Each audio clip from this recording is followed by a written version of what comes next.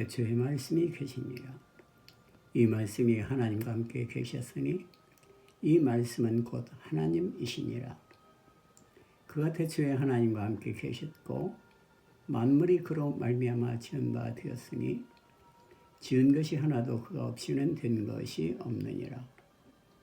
그 안에 생명이 있었으니 이 생명은 사람들의 빛이라. 빛이 어둠에 비치되 어둠이 깨닫지 못하더라.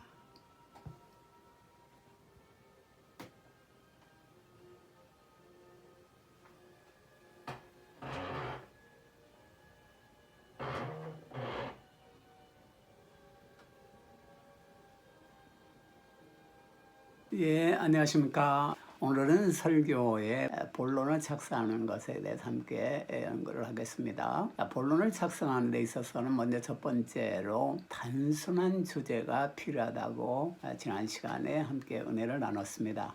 우리는 설교를 단 한 문장으로 표현할 수 있는 그런 단순한 메시지를 가지는 것이 좋습니다. 그 다음에 두 번째로 복음주의와 율법주의 중 복음주의를 택해야 된다고 말씀을 전했습니다.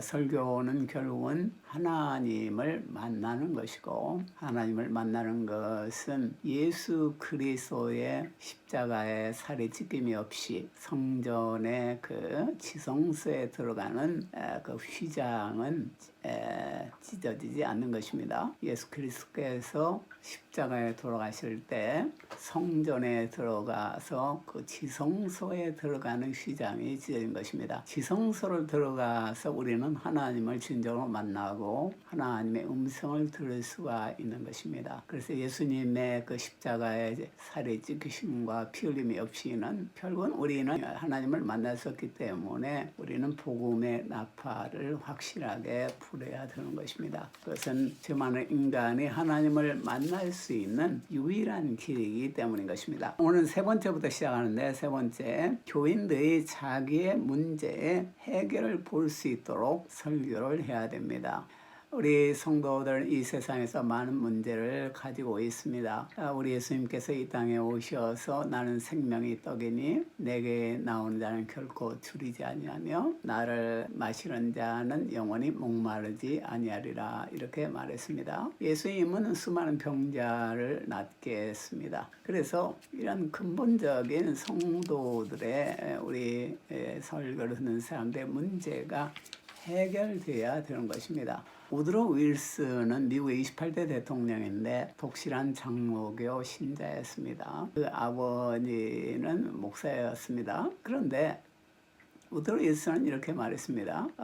설교자는 개인을 찾아내어서 개인이 자신을 발견할 수 있도록 해야 된다, 이렇게 말했습니다. 그러니까 설교를 들을 때 개인이 하나님을 만나고 자신의 문제를 해결하는 설교가 좋다고 말한 것입니다.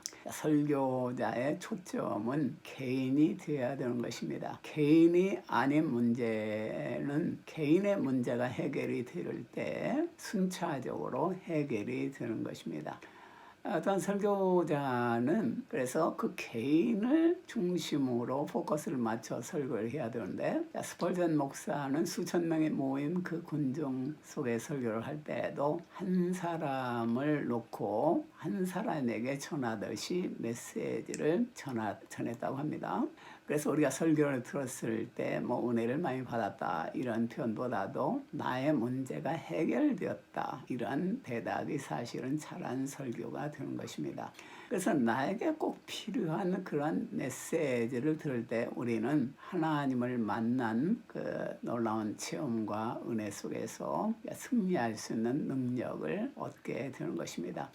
성경은 2000년 전에 그런 이야기가 될 수도 있습니다. 그러나 성경의 내용이 지금 현실 가운데서도 지금 나에게 의미를 주는, 나의 문제를 해결하고 나에게 의미를 주는 그런 메시지가 되어야 되는 것입니다. 현실교회는 그래서 여러 가지 문제들을 가지고 우리 성도들, 우리 하나님의 자녀들이 주의 전을 나오는데 그런 문제, 현실적인 문제들이 해결되는 그런 메시지가 좋다 이겁니다. 자, 네 번째로 구원을 주는 설교를 해야 됩니다. 자, 구원이라는 것은 리뎀션, 죄가 용서되는 것입니다. 자, 죄가 용서되는 것이 뭐 그렇게 중요하냐, 우리는 그렇게 생각할 수가 있습니다. 그러나 인간은 아무리 이 세상에서 모든 것을 가지고 있다 할지라도 죄의 문제를 해결하지 못할 때는 하나님을 만날 수가 없습니다. 그 대표적인 예가 성경에 보면 니고데모인 것입니다. 니고데모는 국회의원이었고 명예가 있었고 유대 학자였습니다. 존경받는 그런 사람이었습니다. 또 부유한 사람이었습니다. 그러나 그가 하나님을 만나지 못했기 때문에 그의 마음은 공허로 넘치게 되었던 것입니다.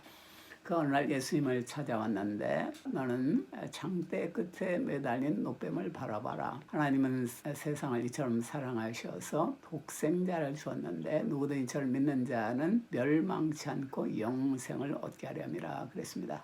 자, 니고데모는 세상적으로 볼 때는 부족한 것이 없는 모든 문제가 해결된 사람같이 보였지만은 그가 하나님을 만나지 못했기 때문에 그의 마음은 허전함과 어떠한 무미 속에서 그런 방황이 있었던 것입니다. 우리 인간의 근본적인 문제를 해결해야 하는데 그런 근본적인 문제는 사실은 하나님을 만날 때 해결이 되는 것입니다. 하나님을 만나는 것은 예수 그리스도가 없이는 만날 수 없는 것입니다. 예수님 말했습니다. 이것은 내 살이니 생명의 떡이니 이것을 먹으라 그랬습니다. 그리고 포도주를 가지시고 이것은 죄사함을 위하여 흘리는 바 나의 피, 죄사함의 새 언약의 피라고 말했습니다. 내 살을 먹고 내 피를 마시는 자는 내 안에 거하고 나도 그 안에 거한다고 말했습니다.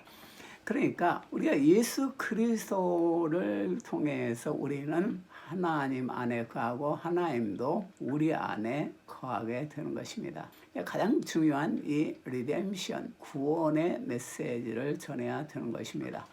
물론 이 구원의 메시지를 전할 때 그것이 무슨 효과가 있느냐 이렇게 생각할 수가 있고 또 사람들이 많이 모이지 않을까 하는 그러한 유혹도 있을 수가 있습니다. 그러나 노아는 평생 동안 구원의 메시지를 전해서 가족 8명을 구원했고 또 예레미야도 끊임없이 복음을 전했지만은 사람들은 예레미야를 배척을 하기도 한 것입니다. 물론 요나 같은 사람은 며칠간을 복음을 전했지만은 니느웨 백성들의 엄청난 리바이벌이 일어나기도 했습니다. 요나는 엄청난 리바이벌이 니느웨에 일어나기도 했습니다. 그러나 우리는 씨가 나지 않는다고 해서 본질적인 것을 버려서는 안 되는 것입니다. 우리의 궁극적인 목적은 우리 예수님께 사람들 인도해서 영원한 생명을 얻게 하고 사탄의 그러한 파괴와 또한 죄의 저주에서 우리 인간을 해방시키는 것이 복음의 목적이고 설교의 목적이 되는 것입니다. 그래서 이 구원을 타겟으로 하는 설교, 이것이 참으로 중요한 설교인 것입니다. 다섯 번째로 기초적 욕구를 만족시켜야 됩니다. Basic Need입니다. 이 기초적 욕구라는 것은 우리가 이 세상에서 만나는 여러 가지 욕구인 것입니다. 그래서 출세욕이랄지 성공, 부유하게 되는 것, 또한 건강하게 되는 것. 물론 인간은 다 이런 거에 대한 근본적인 필요가 있고 욕구가 있습니다. 그래서 우리는 이러한 인간의 욕구를 알고 그 복음이 어떻게 그곳에 적용이 되는가를 하나님의 진정한 지혜를 전해야 되는 것입니다.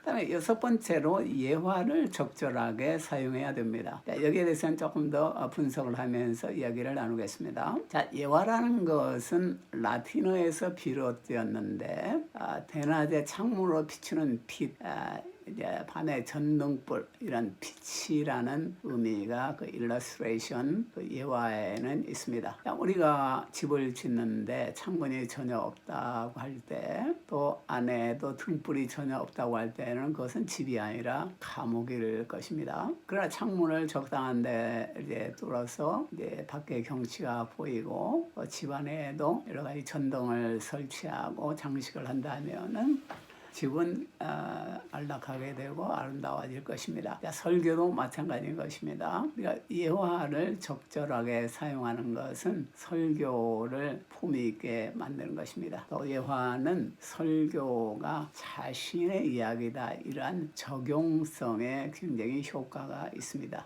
아츠마이어는 이렇게 말했습니다. 좋은 예화는 설교의 초기에 청중을 사로잡고 그 본문이 그들의 삶에 관한 것이라는 것을 보여준다고 그랬습니다. 그래서 좋은 예화는 성경의 말씀을 우리의 삶에 적응하는 의미가 있는 것입니다. 자, 예화의 효과가 뭔가를 몇 가지를 말해 보겠습니다. 예화의 효과는 먼저, 예화는 첫 번째로 청중의 관심을 사로잡게 됩니다. 자, 청중의 관심을 집중시키거나 다시 모으며 흥미를 돋워주는 역할을 합니다. 자, 우리가 심리학적으로 생각할 때도 인간은 뭐 하나에 대해서 집중할 수 있는 능력에 그런 한계가 있습니다. 처음부터 우리는 메시지를 집중할 수 있도록 하는 그러한 지혜가 필요한 것입니다. 두 번째로, 예화는 설교의 내용을 명쾌하게 말합니다. 설교의 그 불분명한 내용을 명쾌하게 표현한, 확실하게 표현한 역할을 예화는 하게 되는 것입니다. 그래서 우리는 어떤 집을 지을 때 어떤 뼈대를 만들고 거기에 이제 벽을 만들고 또 창을 만들고, 자, 이렇게 하듯이 우리는 설교의 중요한 그런 테마를 이야기하고 또 대지를 나누고 또 거기에 예화를 넣어서 집을 아름답게 품위 있게 장식할 수가 있는 것입니다. 예화는 추상적인 성경의 내용을 구체화시켜주는 것입니다.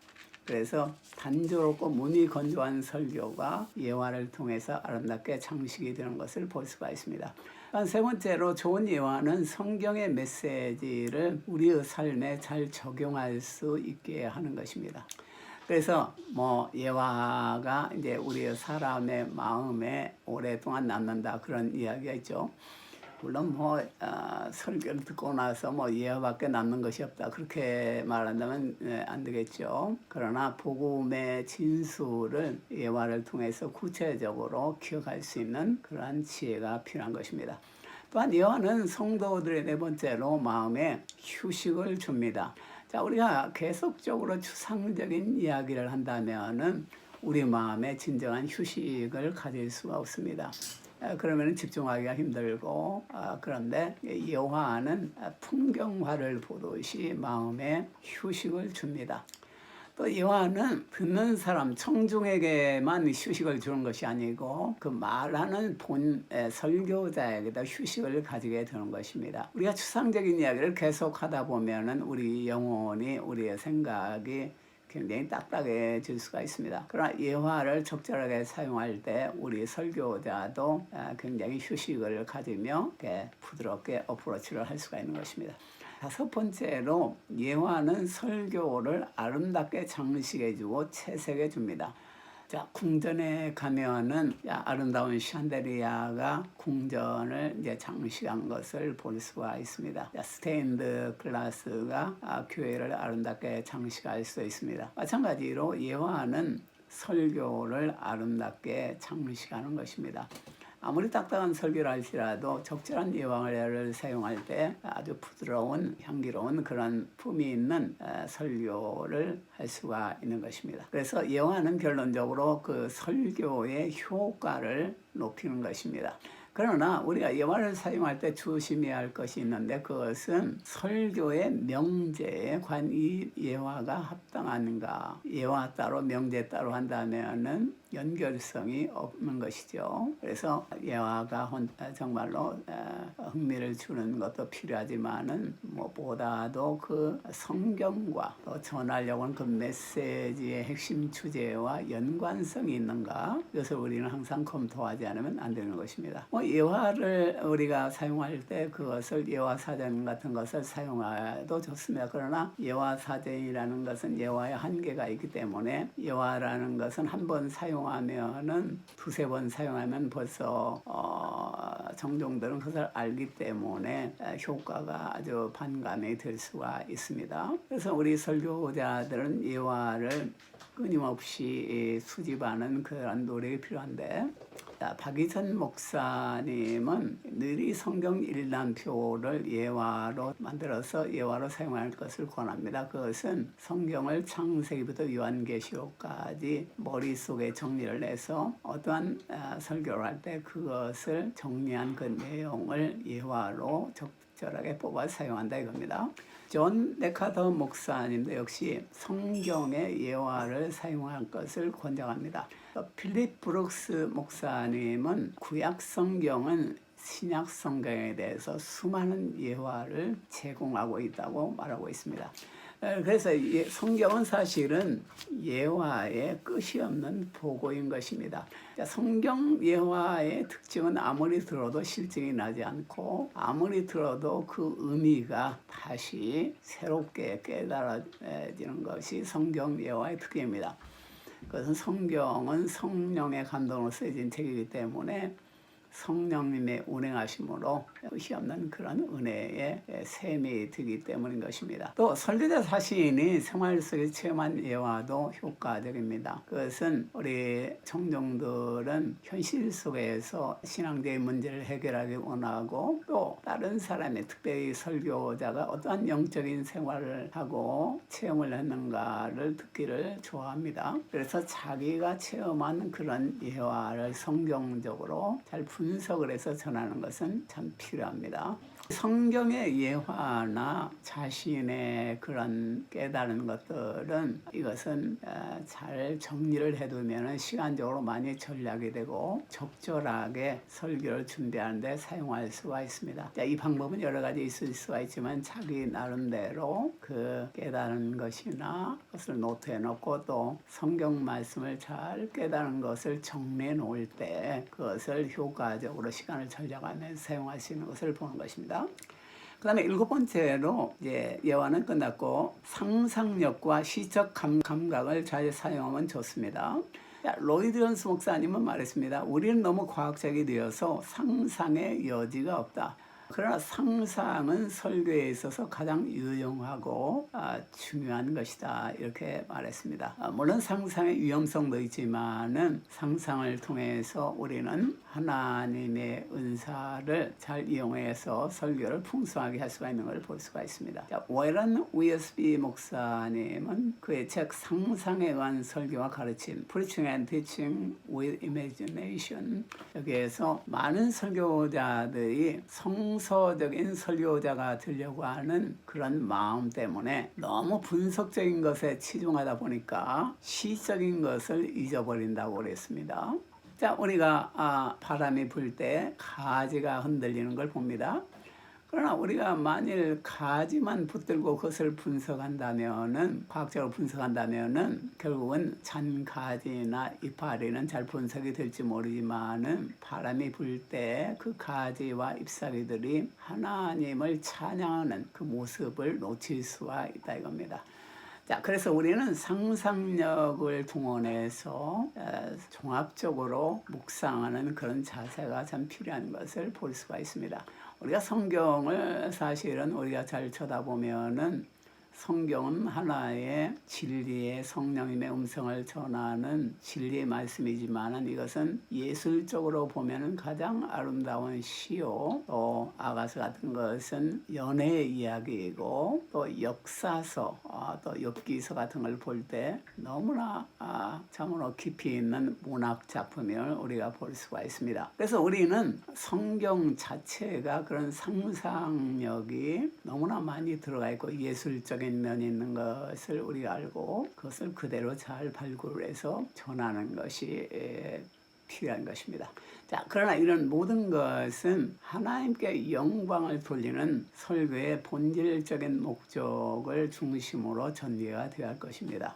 자, 설교란 결국은 말씀에 의한 하나님을 예비하는 것이 설교이기 때문에 우리는 설교를 통해서 하나님의 영광이 드러나도록 우리는 집중해야 될 것입니다. 유대인들은 자연이라는 것은 하나님의 능력과 영광의 그러한 발현으로 봤습니다. 우린 자연을 볼 때 하나님의 능력과 하나님의 아름다움, 하나님의 섭리를 읽을 수가 있는 것입니다. 그래서 우리가 설교를 준비할 때 좋은 설교는 항상 성령님과 말씀과 함께 상상이 함께해야 되는 것입니다. 표현도 정확하게 하고 간결하게 하고 예술적으로 할 때 감각적인 표현을 사용할 때 더욱더 효과가 있는 것입니다. 또한 대조법을 사용하는 것도 효과가 있습니다. 설교가 너무 분석적이나 교조적이나 문법적이 되면은 풍부한 상상과 자연스러운 하나님의 영광이 나타나는 것을 방해할 수도 있는 것입니다. 그리고 또한 우리가 예수님이 사용했듯이 비유에 의한 설교도 참으로 중요합니다. 자, 비유는 지적인 분석보다도 오히려 더 삶을 변화시킬 수가 있는 것입니다. 자, 8번째로 우리는 그 종말론적인 설교를 해야 됩니다. 스펄전 목사는 말했습니다. 우리가 청중 앞에서 하나님을 배반하는 것은 결국은 영원한 징벌을 받는다는 것을 확실하게 전해야 된다고 말했습니다. 자, 몇 번이라도 그리스도께서 구름을 타고 오실 것을 확실히 전하는 것이 필요하다고 그랬습니다. 그래서 하나의 설교가 하나의 철학적인 이론을 전하는 것이 아니고 실제적인 사실임을 우리가 전해야 된다는 겁니다. 우리가 성경에 보면은 스데반을 볼 수가 있는데, 스데반은 그 최후의 설교의 내용이 예수님께서 손을 벌리고 전국에서 스데반을 영접하는 모습이었습니다. 자, 이것은 엄청난 충격을 그 스데반의 설교를 듣는 사람에게 줬던 것입니다. 우리 예수님은 지금도 우리를 기다리고 계시는 것입니다. 전국에서 우리는 그런 확신을 가지고 설교를 전해야 되고, 결정적인 미래에 우리는 예수님을 만나고 눈물과 애통하는 것이 없는 나라, 영원한 사랑이 넘치는 어둠이 없는 그 나라, 그 나라에서 예수님과 영원히 사는 그 나라를 바라보고 그 결승점, 그 결론을 바라보고 지금 가는 여정에 있어서 지금 우리의 삶 속에서 설교를 하게 되는 것입니다. 결정적인 미래에서 현재를 바라보는 그러한 지혜가 필요한 것입니다. 그 다음에 마지막으로 9번째로 적용과 결단이 있도록 해야 됩니다. 자, 캠벨 모르간 목사는 말했습니다. 모든 설교의 목적은 인간의 의지를 휘젓는 것이라고 말했습니다. 또 존 데가더 목사도 모든 설교는 적용할 수 있어야 하며 사람마다 다르지만은 삶의 변화가 일어나야 한다 그랬습니다. 설교의 목적이 결국은 청중을 결단하도록 해야 한다 그랬습니다. 물론 이 결단이라는 것이 단지 율법적인 결단이 아니라 하나님의 사랑에 대한 믿음과 확신, 은혜에 대한 감사의 결단이 사실은 우선이 되어야 됩니다. 우리가 하나님의 사랑을 진실로 믿고 감사할 때 우리의 삶은 그 하나님의 은혜에 의해서 자동적으로 변화가 일어나는 것입니다. 네, 기도하겠습니다. 하나님 감사합니다. 오늘 설교의 본론을 어떻게 작성하는지를 함께 은혜를 나눴습니다. 많은 세상 중에서 많은 문제를 가진 우리 인간이 그의 응답을 가지신 하나님을 어떻게 만나는가, 하나님의 그 모든 문제 해결의 지혜와 은혜를 어떻게 문제가 많은 인간에게 전하는가, 우리 설교자가 그 가운데 서 있음을 믿습니다. 예수 그리스도 없이는 내가 곧 길이요 진리요 생명이니 나로 말미암지 않고는 아버지께 올 자가 없다고 주님은 말했습니다. 우리 예수 그리스도를 더 지혜롭게, 더 은혜롭게, 더 효과적으로 전함으로 죄와 저주와 고통 속에서 어둠 속에 헤매는 수많은 영혼들에게 예수 그리스도의 사랑과 용서와 은혜를 전할 수 있도록 지혜를 주시옵소서. 그래서 진정한 그 은혜를 힘입어서 변화가 일어나며 세상을 이기며 사탄을 이기며 죄의 저주를 이기며 그 은혜에 힘입어서 승리할 수 있도록 축복하여 주시옵소서. 주여 감사를 드립니다. 예수님 이름으로 기도드립니다. 아멘. 예, 감사합니다. 할렐루야.